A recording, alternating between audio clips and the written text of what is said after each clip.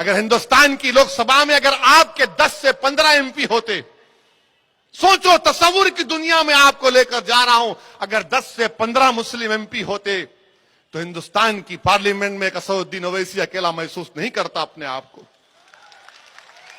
मैं अकेला महसूस नहीं करता, यकीनन अकेला महसूस किया मैं।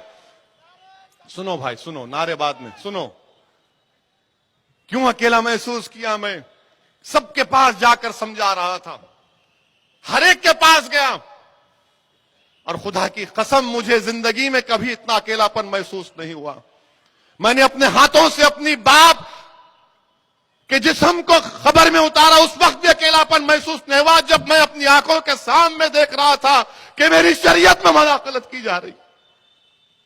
मैं बेबस था, अकेला देख रहा था, ऐसा दिख रहा था कि दोबारा 6 दिसंबर मेरे आंखों के सामने नजर आ रही थी कि किस तरह से तुमने मेरे मस्जिद के ईंटों को निकाला था, उस तरह का एक मंजर पेश हो रहा था कि इसलिए हमको आप दिखाना चाह रहे हैं कि हम जिंदा नहीं रह सकते, कि हम अपनी शरीयत पे चल नहीं सकते, इसलिए हमको आप अकेला करना चाह रहे हैं, पीछा करना चाह रहे हैं।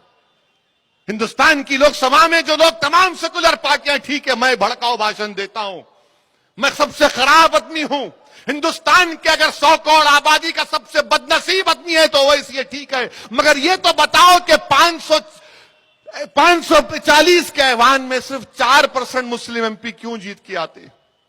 सोचो भाई, ये आपके लिए कह रहा हूं, मुझे शिकवा गिला आपसे है, उन लोगों से नहीं है मुझे, क्योंकि आपको तय करना है आज। अगर आज आप ये सो जाएंगे कि नहीं नहीं वो है ना, आप क्या करेंगे, मुतबादिल नहीं है हमारे पास, ठीक है, हराओ मोदी को।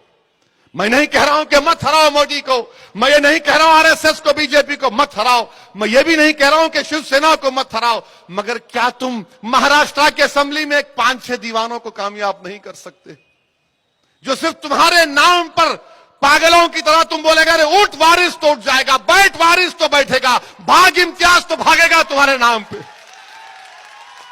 बताओ मेरे भाई, कौन है तुम्हारा फिर जिन पर आपने भरोसा किया? वो क्या किए, क्या किए? लोकसभा की उस बहस के रिकॉर्ड को उठाकर पढ़ लो आप, हर एक की बहस आपके सामने है, किसी का नाम लेना नहीं चाहता, मगर सब डर रहे हैं, सब डर रहे हैं कि इलेक्शन में जीतना है, हमको हिंदू वोट नहीं मिलेगा, यही हकीकत है ना। और फिर हमसे आके बोलते, खामोशी में आके बोलेंगे, देखो भाई 19 का इलेक्शन आ रहा, मोदी को हराने का है। हम मोदी को नहीं डाले वोट, ना हम कभी डालेंगे इंशाअल्लाह ताला। आपने डाला मोदी को वोट, आपने कामयाब किया बीजेपी को, शिवसेना को हमने नहीं किया।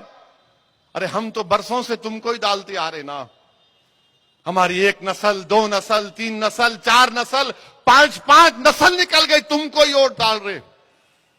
मगर जब असदुद्दीन ओवैसी खड़ा होता है तो बोलते वोट काटने के लिए आया, वोट काटने के लिए नहीं आया भाई, मैं अल्लाह गवाह है, मैं वोट काटने के लिए नहीं आया। मैं इन लोगों को करीब से जानता हूं, मैं इनको करीब से जानता हूं, जिम्मेदारी के साथ कह रहा हूं कि